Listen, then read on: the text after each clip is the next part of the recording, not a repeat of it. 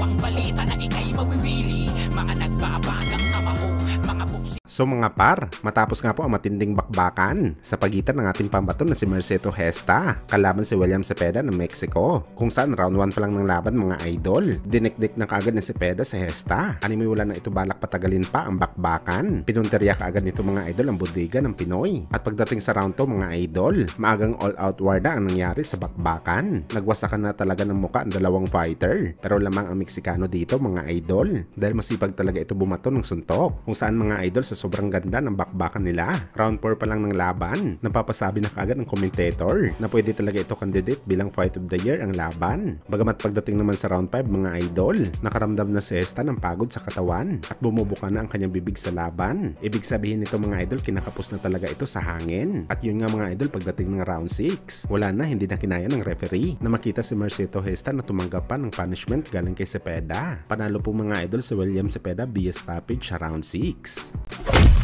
Samantala matapos nga po makatikim ng pangalawang talo ang Mexican superstar at pay-per-view king ngayon si Canelo Alvarez sa laban nito kontra kay Dimitri Bivol, halos mahigit isang taon na ang nakakalipas, kung saan mga idol sa litis po na panayam ni Canelo. Inamin nito mga idol na sobrang nasaktan daw talaga siya sa pagkatalo nito sa WBA light heavyweight champion. Hindi daw siya prepared sa ganitong sitwasyon mga idol dahil sa laban nila ni Bivol. Inaasahan nito na siya ang uuwing tagumpay sa laban. Masyado daw kasi ito mga idol kumpiyansa sa kanyang kakayahan dahil doon niya palang naramdaman na maging motivated sa laban na umakyat bilang challenger at hamunin ang delikadong kalaban kagaya ng Russian fighter na si Bivol. Subalit wala daw magagawa si Canelo mga idol, kundi tanggapin na lang talaga ang kanyang kabiguan sa laban at bumangon na lang ulit na isang tunay na mandirigma sa bakbakan. Well, buti na lang talaga mga idol nakapag-desisyon si Canelo na wag na ituloy ang rematch nito kay Bivol, dahil kung sakaling pinilit nito ang pangalawang laban sa Ruso, malamang masasaktan ulit ito ng gusto sa kabiguan niya sa bakbakan.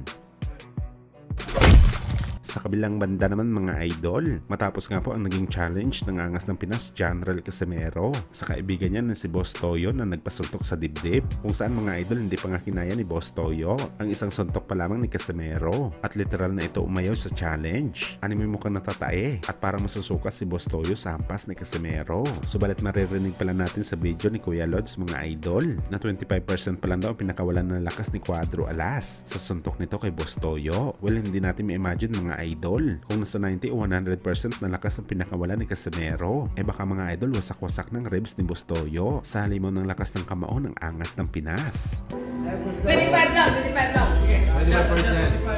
25% lang daw. Kailangan ka mo!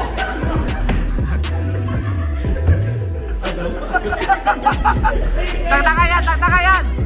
Yan, tagtaka ba? Kaya sabi ko last word 25% pa lang yan. 25% pa lang yun?